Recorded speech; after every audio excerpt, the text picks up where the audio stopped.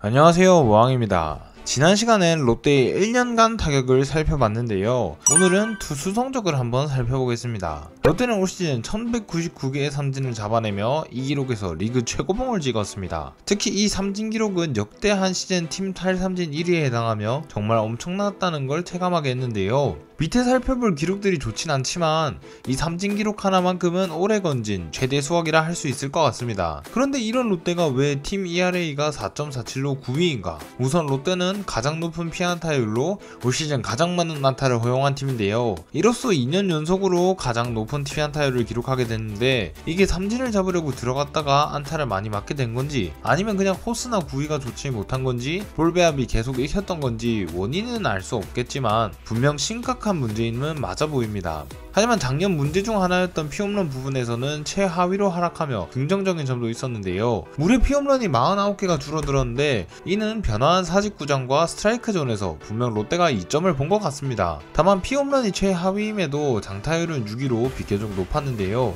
그리고 이렇게 안타를 많이 맞았는데 볼넷까지 많습니다. 롯데는 제구 안 되는 투수들이 많기로 정말 유명한 팀인데 올 시즌도 볼넷 최다 5위를 기록했고, 볼이 많으면서 이닝당 투구수 역시 3일 정도로 많았습니다. 이렇게 볼넷이 많고 투구수가 많아지면 경기가 후반이 갈수록 당연하게도 악영향을 받아왔을 것입니다. 무엇보다 WHIP가 상당히 높으며 매회 주자를 내보내고 수비 시간이 길어진 롯데의 수비 장면이 상당히 많이 보였었죠. 그렇게 수비 시간이 길어지면 당연히 타석에서의 집중력이 낮아지고 전체적으로 경기에 악영향을 줬을 것입니다.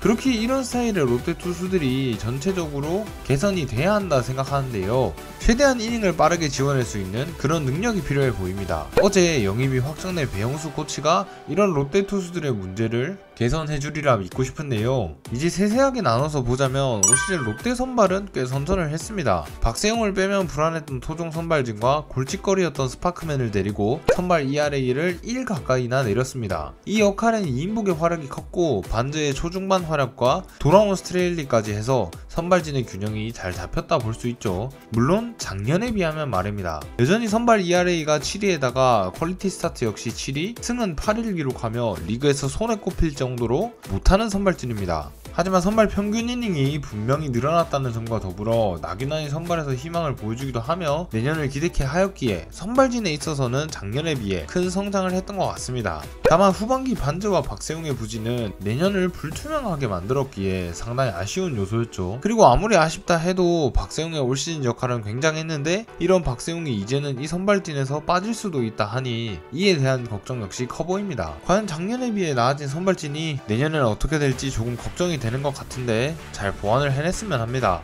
그리고 구원진은 ERA 최하위를 기록했는데 블론이 생각보다 적고 세이브 성공률이 높은 걸 봐서는 김원중이 부상 이슈가 있었고 최준영이 중반부터 퍼진 걸 생각하면 필승조는 생각보단 잘 돌아간 걸로 보여집니다. 그렇다면 문제는 역시 작년부터 거론됐던 필승조가 아닌 인원들이 여전히 제 몫을 못했던 게 큰 문제로 보여지는데요. 특히 주자가 있을 때 올라온 투수들이 결국 점수를 내주고 말아 높아진 승계주자 실점률도 큰 문제로 보입니다. 결론은 이제 불펜에 정말로 꾸준히 잘할 수 있는 새로운 얼굴들이 필요하다는 건데요. 롯데는 다행히 젊은 투수들이 많아서 이 자리를 차지할 후보들은 충분하다고 생각합니다. 올 시즌은 김두규가 확실히 자리를 잡았고 이민석이 1년차부터 희망을 보여줬는데 올겨울에 육성을 잘해서 불펜에 자리 잡을 많은 투수들을 발굴해내는 것이 중요해 보입니다. 그런데 이것들 다 떠나서 올 시즌도 성적이 좋지 못했던 투수진은 그렇다 할 이유가 있었다 생각합니다. 바로 수비 때문인데요. 말했다시피 ERA가 9일 정도로 높았지만 이걸 수비 무관 평균 자책점인 FIP로 따지면 롯데는 2위로 확 올라갑니다. 어떻게 이 수치들이 이렇게까지 극과 극일 수 있는지, 수비가 얼마나 심각해지는지를 느꼈는데요. 한마디로 수비가 잘해줬다면 롯데가 리그 2위의 투수진을 가질 수도 있었다는 말입니다. 특히 올 시즌 롯데는 땅볼 비율이 1위와 소수점 차이로 2위일 정도로 땅볼 유도를 잘 해냈습니다. 그런데 내야 타구의 비율이 8푼 1위로 리그에서 두 번째로 높았는데요. 이 말은 실책뿐만 아니라 미흡한 수비로 인한 내야 안타 등 보이지 않는 실책으로 인해서도 땅볼 유도를 해놓고도 출루를 시켰던 전적이 상당히 많았던 걸로 보여집니다. 마차도의 빈자리가 느껴졌던 부분이라고 할 수 있겠는데요. 한마디로 올 시즌 부진했던 투수진의 수비의 책임이 컸다는 말인데, 있는데, 결론적으로 롯데가 경기를 이기기 위한 훌륭한 투수진을 가지기 위해서는 우선 수비부터 안정화가 돼야 하겠습니다. 결론적으로 올 시즌 투수진은 전체적으로 작년만큼 했거나 그 이상을 하면서 스텝업을 거쳤다고 생각합니다. 그렇게 이 문제인 수비를 보완하고 배영수 코치의 합류 등으로 새로운 얼굴들 몇 명만 발굴해낸다면 지금보다도 더 좋아질 수 있지 않나 하는 기대가 되는데요. 또한 FA 보강 역시 그에 대한 해답이 될 수 있을 것 같습니다. 어찌됐든 올 겨울에 롯데가 투수진을 잘 보강하면서 강팀으로 가는 스텝업을 잘 해냈으면 좋겠네요.